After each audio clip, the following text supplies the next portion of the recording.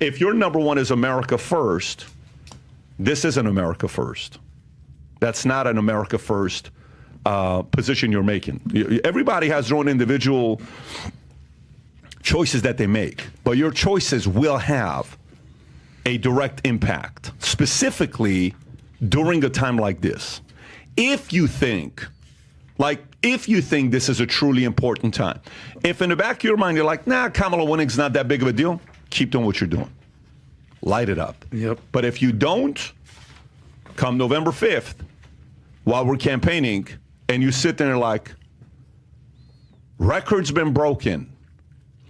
Officially, first female African-American president. Applaud because you supported that, right? As I said before, there's a lot of beef going on the PBD podcast, on the Valuetainment podcast between the co-hosts. And this one is directly involved with Patrick Bet-David versus one of his own co-hosts. Patrick Bet-David actually said to Vinny, his co-host, that if he continues down the path that he's going down, if he continues saying the things that he has been saying, he is going to sabotage Trump's chances at winning this next election. Let's get into this clip here from Valuetainment, from the PBD podcast, of Patrick Bet-David shutting down one of his co-hosts for having the wrong opinion on a certain topic that, you know, that it's a very hot topic right now, to say the least. Let's get into this PBD podcast episode.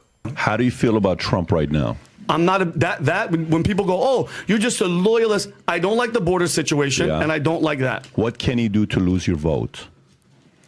I mean, he's not. If the other option is Kamala Harris, PBD, I'm voting for Donald Trump no matter what. There's no. He's not going to lose my vote. So he can't do anything to lose your vote. Well, guess what? If he was on Epstein's island and was with the child, yes, I would not vote for him. Period. If he was a Bill Clinton, if he had the record that Bill Clinton had, done deal. You'd vote for Kamala then? No, I wouldn't. I would sit it out. Okay. Period. Okay. So, but in regards to this decision that he's making with Israel is not at the same level for you as where it would cause you to not want to vote for the guy. Yeah. Okay. Because the other policies I love. So let me ask you, do you think all of these things that are going on right now, what is your top issue in your life right now politically?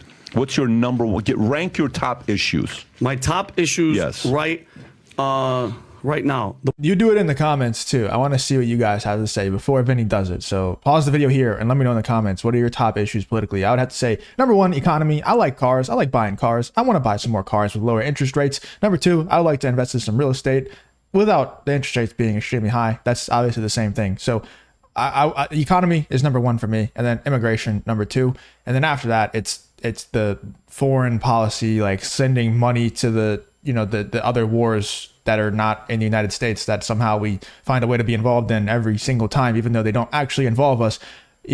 Stop sending money to Ukraine, stop sending money to the Middle East, give our tax dollars to stuff that actually can help the United States of America. Those are my top three. Then in the comments what your top three is. The border is one of the main ones right now. So I think illegals are coming in Alabama. PBD, they just found in Alabama 3,200 illegal non-citizens registered to vote. Okay, what's your second? Number two, economy. What's three? Does inflation kind of go into that as well? Yeah. But security, and Pat, on top of that, I'll put the economy, inflation, and then security with what's going to happen because I know something bad is coming. Security. Yes. Okay, what else? The protection of the children. Everything that they're doing with the kids. I have a story about pedophilia. Open border. The border kind of goes into that. That's a good one too, actually. With all the weirdo policies that the Democrats and the left are trying to push on us and have been trying to push for the last 10 or so years, it's just gotten weirder and weirder. So that's actually a good one from Vinny too, and PBD for mentioning that. I mean, those are my top four. Top four, top five. So where does Israel lie in your top 10 list? Probably lower in the past 5, 6, 7. In a 5, 6, 7. Yeah. Okay. I don't it's number 3 for me. I don't even just say it's like the Middle East, just Israel. It's like foreign aid in general to these wars that keep popping up. In general, stop giving money to them. And there's a lot of things. It's a lot deeper than that. Obviously, I know like a lot of our politicians are in a stranglehold with AIPAC and stuff. So all of that needs to be solved. But yeah, it's number 3 for me on the list. I want them to get us into a freaking crazy war that is an intentional trying to get us into war. Okay. You think they could have done that in 2016, 2017, 18, 19, 20? Meaning what? Could Israel have done that to get U.S. into a war in 2016 through 2020? I mean, there wasn't an event like October 7th. Yeah, but could they have, if they really wanted to, fabricate a story to get us into war? Yeah, or like a false flag, something. Did it happen? No. Okay. So what's above for you? Trump winning or Israel being held accountable?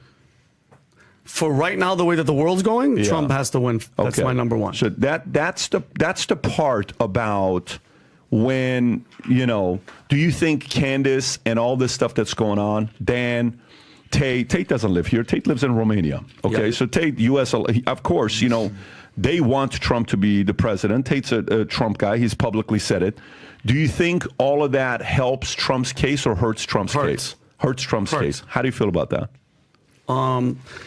I know a lot of you see channels like this one, and it probably makes you want to start your own channel exposing the woke cult and maybe even replace your job with it eventually. If you don't know, I'm actually a YouTube strategist and I specialize in growing channels within this exact niche. I actually own a few other channels in this exact space that I never appear on, that I just handled the behind the scenes strategy for, that you probably watch pretty regularly, and I also work with a lot of larger names in the space to help them grow their channels. My main goal with this whole thing is to help equip good people with the skills that it takes to grow their channels, grow their voice, and expose the evils in the world. So if you want to know exactly how I grow my channels and my clients' channels so quickly, you can actually steal my exact strategy with the link to a YouTube video in the pinned comment on this video. I break everything down in that video in the pinned comment, so go check it out. Let's get back to the video. Not a big fan of it, but at the same time, she's chosen her enemy. It's a big freaking enemy. I know you say, choose them wisely, but I think there's something deeper that she has a calling for, that she's going to go with it. And how much of it do you think it's her? How much of it do you think is the falling out with Daily Wire?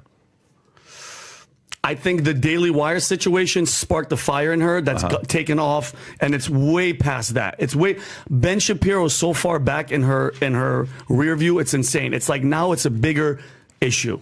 Now he set the flame, and now it's a full-on fire line. Like it's insane. Do you think America needs that today?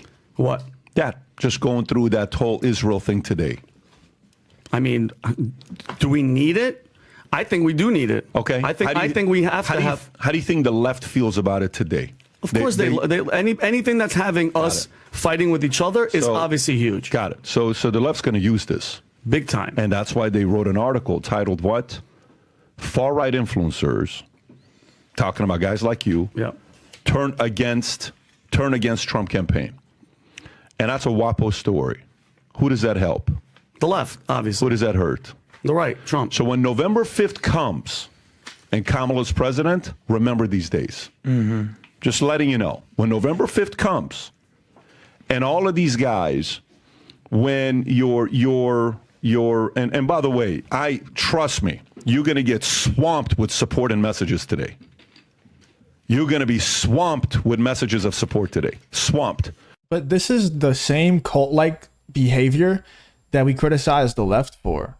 The left is like, they kick out people like Joe Rogan and Russell Brand and people like that because they're not able to go far enough woke. Like if you don't continue to stay with them and keep one-upping yourself from the previous year on how woke you are, how crazy you are, you're going to get kicked out. If you just sit back and you're like, oh, hold on, guys, we've gone a little bit too far here. They kick you out. They shun you.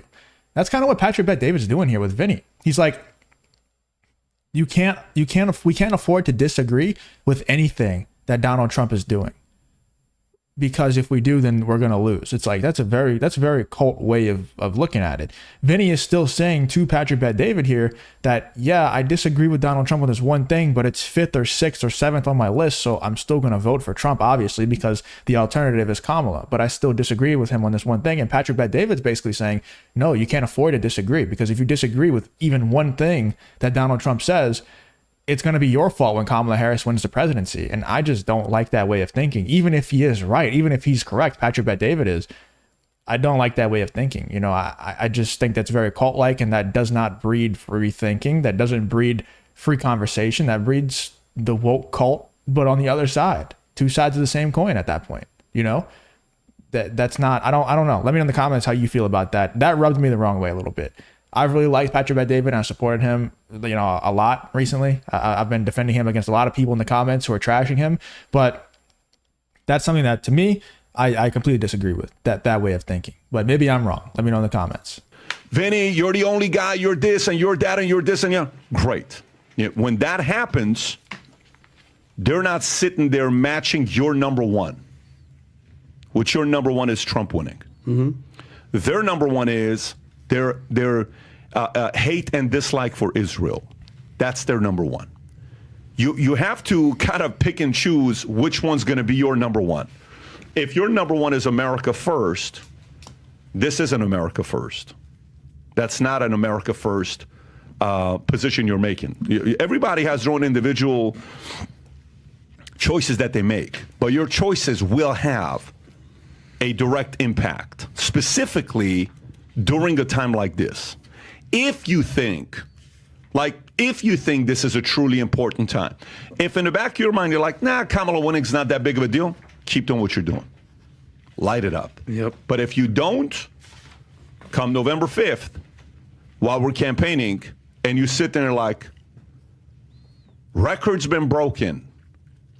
Officially, first female African-American president, Who's not applaud yeah. because you supported that, right? And in your indirect way, you help that.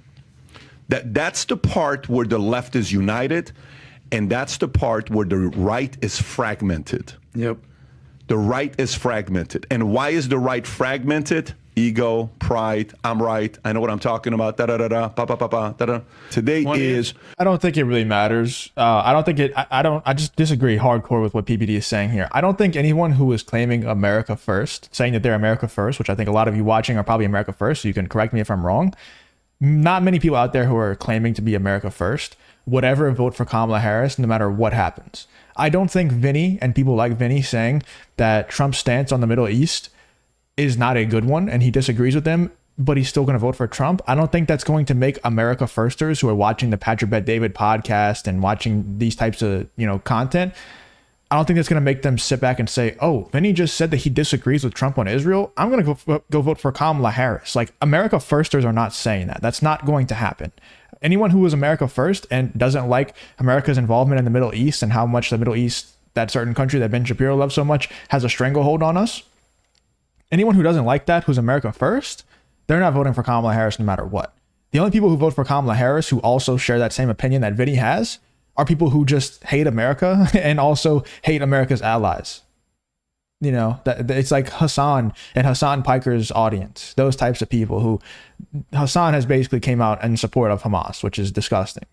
And I don't think Vinny would ever do that. Vinny's just like, hey, that country over there in the Middle East has a stranglehold on us. We should probably do something about that. And Donald Trump doesn't seem like he has any interest in doing something about that. And I disagree with that.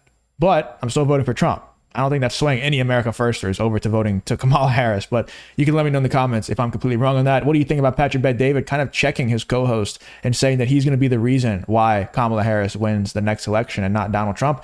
Let me know what you're thinking, man. There's a lot of things boiling up on the PBD podcast for sure. Let me know what you're thinking about this whole PBD podcast situation in the comments.